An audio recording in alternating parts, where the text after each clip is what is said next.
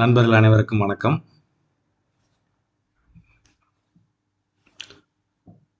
நம்முடைய தளத்தில் என்னை நோக்கிய பயணம் என்ற தலைப்பில் நிறைய புரிதலை ஏற்படுத்தி கொண்டே வருகிறோம்.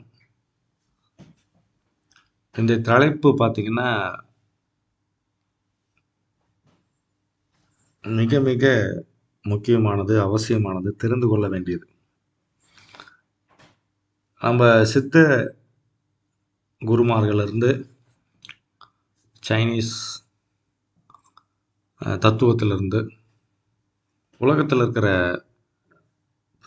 எல்லா மரபுகளிலும் இந்த வெளியை பற்றி, வெட்ட வெளியை பற்றி, ஸ்பேஸை பற்றி பேசிகிட்டே வந்திருக்காங்க பல காலமாக, ரொம்ப காலமாக. இப்போ லேட்டஸ்ட்டாக இருக்கிற அட்வான்ஸ்டு சயின்ஸ், குவாண்டம் சயின்ஸு என்ன சொல்லுதுன்னா,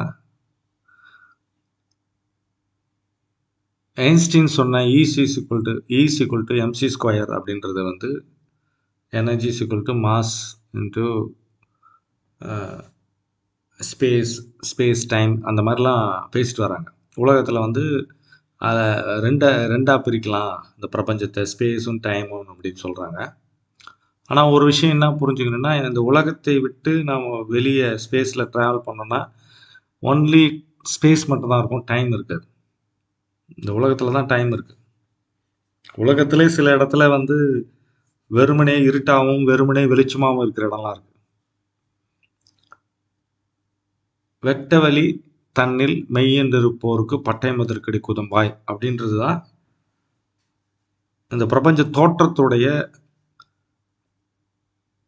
மையப்புள்ளி. எல்லாவற்றுக்கும் ஒரு காலம் இருக்கு, எல்லாவற்றுக்கும் ஒரு அளவீடு இருக்கு, எல்லாவற்றுக்கும் ஒரு பிறப்பு இறப்பு இருக்கு தோட்டத்தில். அதாவது உலகம் தோன்றி இத்தனை காலங்கள் ஆச்சு, நட்சத்திரங்கள் தோன்றி இத்தனை காலங்கள் ஆச்சு அப்படின்னு. அது என்ன வெளின்னு சொல்றாங்களே அப்படின்னு நிறைய பேருக்கு என்ன வெளினா என்ன, ஸ்பேஸ்னா என்ன அப்படின்னு. சில பேர் ஸ்பேஸ் இஸ் காடுன்னுவாங்க, be with the vacant space, வேக்குவம்னுவாங்க. லாவோட்ஸு ஸ்பேஸை பற்றி சொல்லும் போது அந்த பெயரிட முடியாத ஒன்றை நான் டோ என்பேன் அப்படின்வாரு. வெட்ட வெளியே தெய்வம் அப்படின்னு நம்ம சித்தர்கள் சொல்கிறாங்க. இப்போ வெளினா என்ன, எங்கே இருக்குது வெளி அப்படின்னு நம்ம நிறைய பேருக்கு நிறைய ஒரு விஷயங்கள் இருக்குது. தோற்ற பொருட்களுக்கு காரணமான எந்த தோற்றத்துக்கும் காரணமாக இருப்பது வெளி, ஸ்பேஸ். அம்மா வயிற்றுக்குள்ள கருவறையில் ஸ்பேஸ் இருந்தால் தான் குழந்தை உருவாகி பெருத்து பெருகி ஒரு வடிவமாக வெளியே வர முடியும். முதல் விஷயம், ஒரு பெரிய ஆலமரம் இருக்குன்னா அதனுடைய விதையில் இந்த பெரிய ஆலமரத்தளவுக்கு உள்ள இருக்கிற ஒரு பதிவுகள் அந்த இவ்வளோ பெரிய இடத்த ஆக்கிரமிக்கிற அளவுக்கு ஒரு பெரிய பதிவுகள் அதில் இருக்கு. நான் பேசிக்கொண்டிருக்கும் விஷயத்தை நீங்கள் புரிந்து கொள்வதற்கு ஒரு வார்த்தைக்கு இடையே இன்னொரு வார்த்தைக்கு இடையேயும் ஒரு வாக்கியத்தில் பல வார்த்தைகள் இருக்கிறது. அந்த பல வார்த்தைக்கு இடையே ஒரு இடைவெளி இருந்தால், அந்த ஸ்பேஷியஸ்னஸ், அந்த கேப் இருந்தால் தான் நான் பேசுறது புரியும். மனிதனுக்கு இடையே மற்றவருடைய உணர்வை புரிந்து கொள்ளக்கூடிய அளவில் நமக்கு இடைவெளி கொடுத்தாதான் மனிதனுக்குள்ள உறவு இருக்கும். ஒரு வீட்டில் எல்லா பொருட்களும் எல்லாமே, வீட்டில் உள்ள ஒரு இல்லத்தில் எல்லாமே பொருட்களா இருக்குதுன்னா நம்ம வாழ முடியாது. ஒரு ஒலிக்கும் இன்னொரு ஒலிக்கும் கேட்டல் ஒலி சவுண்டில் இடையில ஒரு கேப் இருந்தால் தான், ஒரு ஸ்பேஸ் இருந்தால் தான் நம்ம கேட்க முடியும், அது புரியும் நமக்கு. ஒரு மூச்சுக்கும் இன்னொரு மூச்சுக்கும் இடையில கேப் இருந்தால் தான், அந்த ஸ்பேஸ் இருந்தால் தான் நம்ம வாழ முடியும். நம்ம வெளியே வந்து எங்கேயோ தேடிங்கிறோம், வெளிக்குள்ளே தான் இருந்து கொண்டு வாழ்ந்து கொண்டு இருக்கிறோம். அந்த வெளிதான் எல்லாவற்றுக்கும் ஆதாரம். ஒரு பழைய கதை நம்மளுடைய முன்னோர்கள் சொல்லியிருக்காங்க. ஒரு குட்டி மீன் திடீர்னு பார்த்தா கூட்டமாக குட்டி மீனுங்கள்லாம் வந்துச்சு. அந்த குட்டி மீனுங்கள்லாம் என்ன சொல்லிச்சுன்னு, நாம் வந்து போய் நாளைக்கு கடலில் இருக்குது அந்த மீன்கள்லாம், நாளைக்கு போய் நம்ம கடலில் போய் நம்ம பெரிய கடலாக இருக்குமா, நிறைய தண்ணி இருக்குமா, அதில் போய் பெரிய பெரிய மலைகள்லாம் இருக்கும், பெரிய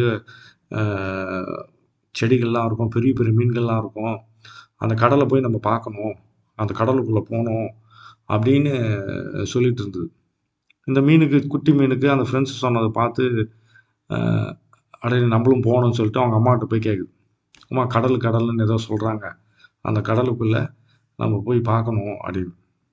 அந்த மீன், பெரிய மீன் சொல்லிச்சா, நீ அதுக்குள்ளே தான் இருக்கிற, நீ கொஞ்சம் பெருசாக ஆக நீ வந்து அதை புரிஞ்சுக்குவ அப்படின்னு. நம்ம நிலையும் அந்த மாதிரி தான். இந்த பரபிரம்மமாக இருக்கிற அந்த வெளி, அந்த வெட்ட வெளி, அந்த பிரம்மம், அந்த ஏதுமற்ற நிலை எல்லா இடத்துலையும் இருக்குது. இப்போ வண்டி ஓட்டுறோம் அப்படின்னா ஸ்பேஸில் தான் ஓட்ட முடியும், காலி இருந்தால் தான் ஓட்ட முடியும். ஒரு பானையில் தண்ணி எப்படி பயன்படுத்த முடியும், காலி இருந்தால் தான் பயன்படுத்த முடியும்.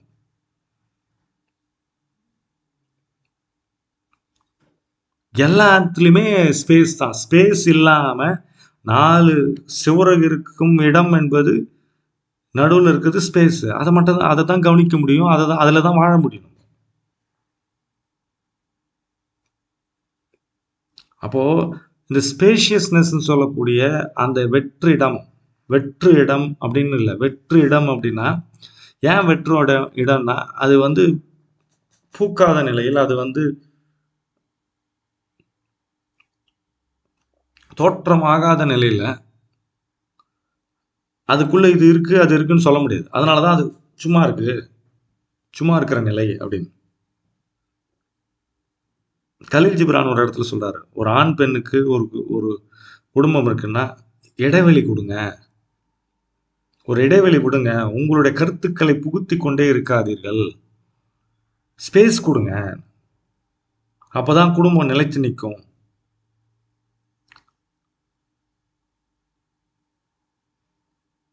இப்போ நீங்கள் கவனிச்சு பார்த்தீங்கன்னா,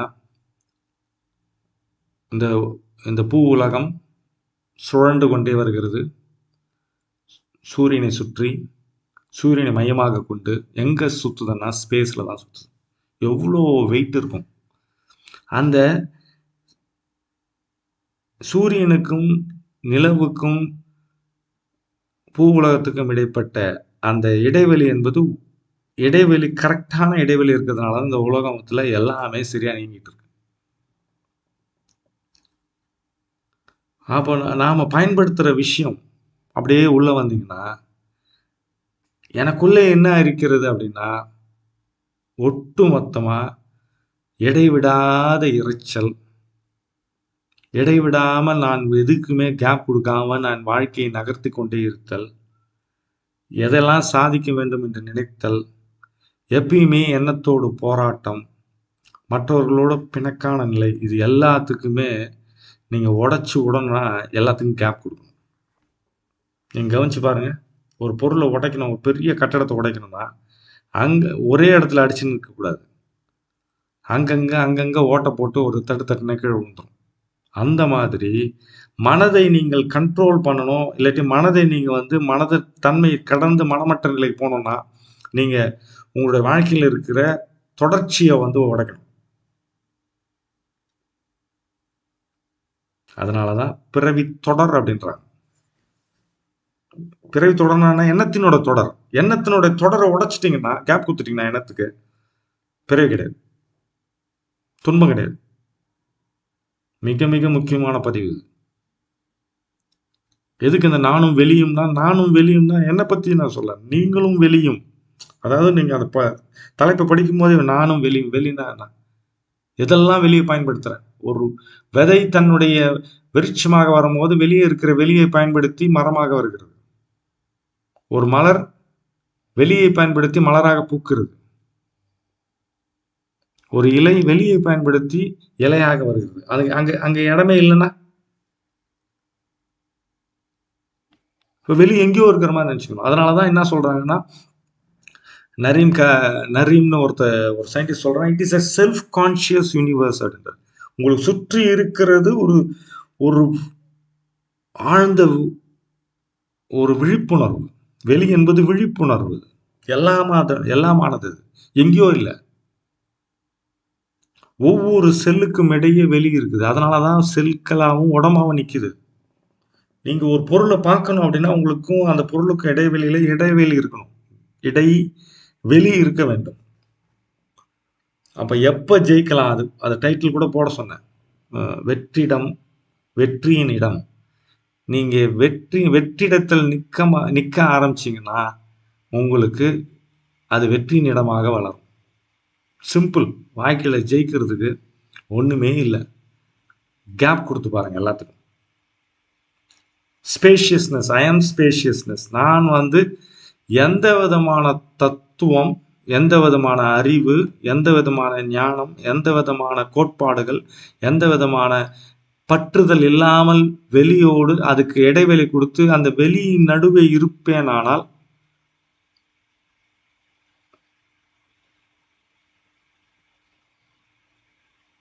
நான் எப்பயுமே வெற்றி பெற்றுனே இருப்பேன். வெற்றினா என்ன? கொண்டாட்டமா இருப்பேன். வெற்றின்னு எப்படி கொண்டாடுறோம்? வெற்றி பெற்றவன் எப்படி இருக்கான்? கொண்டாட்டத்துல இருக்கான். அப்ப எங்க போய் தேடுவீங்க வெளியே அப்படின்னா? எங்க போய் தேட முடியாது. நீங்க தேடணுன்ற எண்ணத்தை கவனிச்சு எங்க தேடுறதுரா அப்படின்னு நிறுத்தினீங்கன்னா அங்க வெளியே இருக்கும்.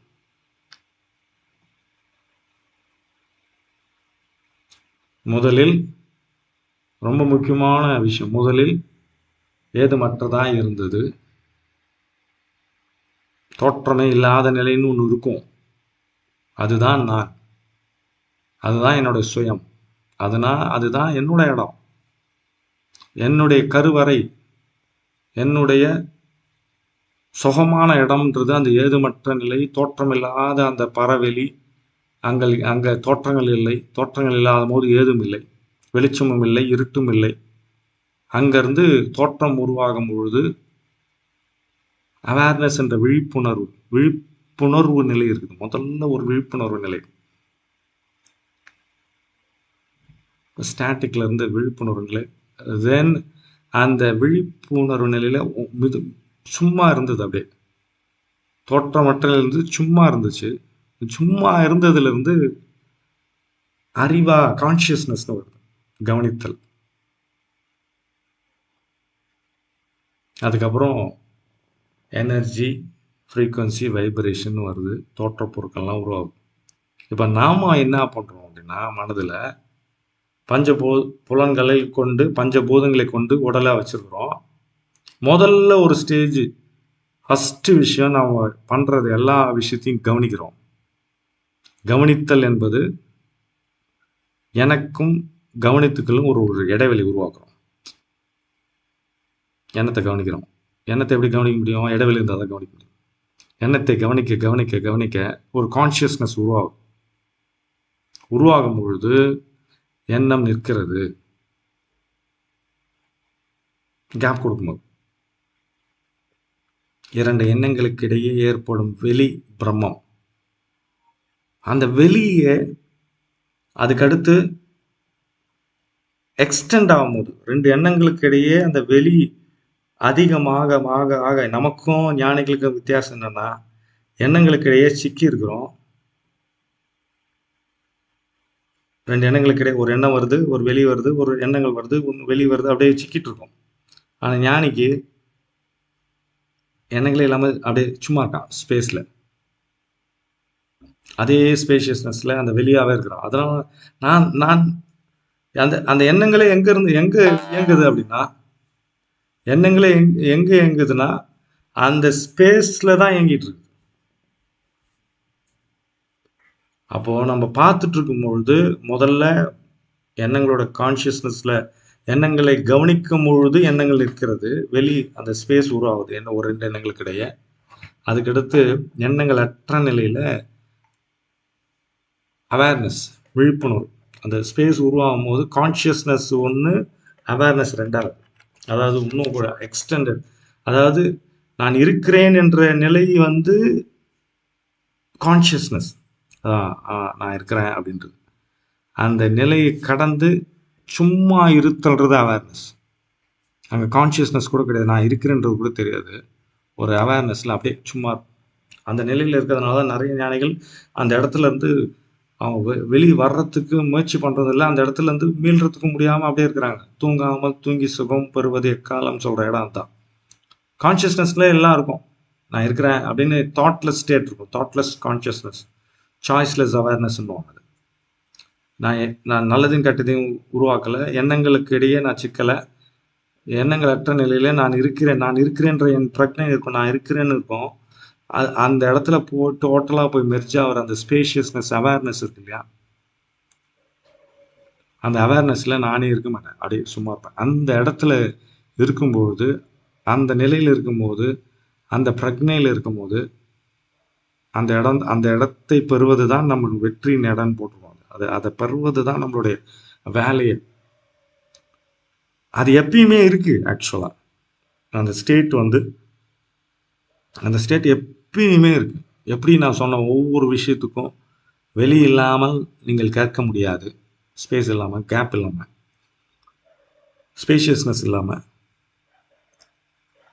வெளி இல்லாமல் வீடு கட்ட முடியாது, காலி இடம் இல்லாமல், வெளி இல்லாமல் ஒரு குழந்தை பிறக்காது ஒரு கருவறையில். எல்லாத்துக்குமே ஸ்பேஸ் தேவைப்படுது, ஸ்பேஸ் எங்கேயும் இல்லை. அப்போது அந்த விழிப்புணர்வில் எங்கெல்லாம் வாழ்க்கையில் நீங்கள் சிம்பிளாக நீங்கள் நினச்சதெல்லாம் நடக்கணும்னா ஸ்பேஸை கவனிச்சிட்டே வாங்க. ஒரு மாடியில் நிற்கிறீங்களா, அந்த ஸ்பேஸை கவனிங்க. வீட்டில் இருக்கீங்களா, காலி இடத்தை கவனிங்க. வீட்டில் அதிக பொருட்களை இல்லாமல் பார்த்துங்க. நிறைய பேருடைய தொடர்புகள், தேவையற்ற தொடர்புகள் இல்லாமல் பார்த்துங்க. எண்ணங்களுடைய 2 எண்ணங்களுக்கு இடையே கேப் அதிகமாக உருவாக்க பாருங்கள். செயல்களிடையே கேப் உருவாக்க பாருங்கள். தெரிந்து கொள்வதற்கிடையே கேப் உருவாக்க பாருங்கள். தெரிந்து கொள்வதற்கு ஏதும் இல்லை என்ற நிலையில் எதுவும் தெரிந்து கொள்ள வேண்டியது. கொள்ளுதல்ன்றதே ஒரு அகங்காரம். அப்போது அந்த அவேர்னஸில் வரும்போது அங்கே ஸ்டில்னஸ் தான் இருக்கும், எதுவுமே இருக்காது, அங்கே எதுவுமே இருக்காது. அப்போ பிரம்ம நிலைன்றது அந்த அவேர்னஸ்க்கும் ஸ்டாட்டிக்கும் இருக்கிற அந்த ஸ்டாட்டிக்கில் நம்ம போய் ஏதுமற்றவனாக இருந்து சும்மா இருப்போம். அதுக்கப்புறம் கொஞ்சம் போக முடியுமானா போக முடியும், ஆனால் விளக்க முடியாது அந்த இடத்துல. ஆனால் நிறைய பேர் அந்த கான்ஷியஸ்னஸாக அதுக்கப்புறம் விளக்க முற்படுறாங்கன்னா ஏன்னா நம்ம அறிந்ததை நம்ம சொல்லணுமேன்றதுக்காக சொல்கிறாங்க. அதனால தான் சொல்ல முடியாத, வரையறுக்க முடியாத, மனதுக்கு அப்பாற்பட்ட, மனதுக்கு சிக்காத ஒரு விஷயம் அது அந்த அவேர்னஸ். அந்த வெளி தான் நாம், அந்த ஸ்பேஷியஸ்னஸ். இது மற்ற எல்லாம் இங்கே திரும்பி உட்காந்து இந்த பதிவு முடிஞ்சவனது எடுத்து பார்த்தீங்கன்னா மற்ற எல்லாம் மாறக்கூடியது, அந்த நிலை மட்டும் மாறாமல் இருக்கக்கூடியது. அதனால தான் வெட்ட வெளி தன்னில் மெய், அந்த வெளியில் நான் மெய் என்று இருப்போருக்கு பட்டயம் எதற்குன்னா, எனக்கு எந்த விதமான ஐடென்டிஃபிகேஷன், எந்த விதமான பட்டயம்னா எந்த விதமான ஒரு டேகுன்னு சொல்லக்கூடிய தேவையும் இல்லை. நான் இந்த ஜாதி, இந்த மதம், இந்த இனம், நான் ஆண் பெண் என்ற தேவையும் இல்லை. அப்படியே சுகமாக இருப்பேன். அப்போ அந்த நிலையில் இருந்து பழகும்போது நான் பிறந்ததும் எனக்கு தெரியாது, இறக்குறதும் எனக்கு தெரியாது. நான் இது வரைக்கும் பெற்ற அனுபவங்கள் எல்லாம் பொய் என்று உணர்கிற நிலையில் நிஜமாகவே எல்லா அனுபவங்களும் பொய். நீங்கள் இன்னைக்கு காலையிலேருந்து சாயந்தரம் வரைக்கும் நடந்த நிகழ்ச்சிகள்லாம் திரும்பி நைட்டு வச்சு பாருங்கள், எல்லாமே நிகழ்ச்சியாக தெரியும். ஆனால் வெளியோடு நிற்கிறது மட்டும் பரம சௌக்கியமாகும். அப்போது வெற்றிடத்தை அதிகப்படுத்துங்கள். வீட்டில், வெளியில், உறவுகளில், உங்கள் எண்ணங்களில். ஒரு கட்டத்தில் எண்ணங்கள் அற்ற நிலையில் கான்ஷியஸாக உங்களை கவனித்தல், நான் இருக்கிறேன் என்ற நிலையில் கடந்து அந்த வெளியாக நிற்கும் பொழுது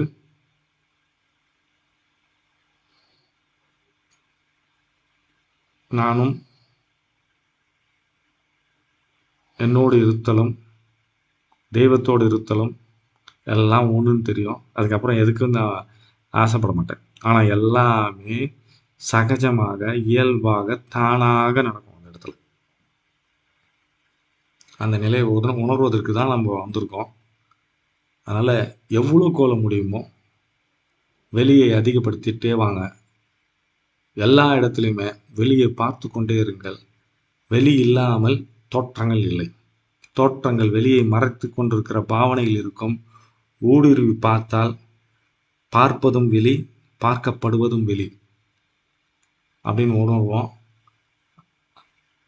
இது எல்லாமே உணர்த்துறது வெளிதான். அந்த வெளிதான் இதை உணர்த்தி கொண்டு வருகிறது, கேட்டுக்கொண்டும் வருகிறது. நன்றி.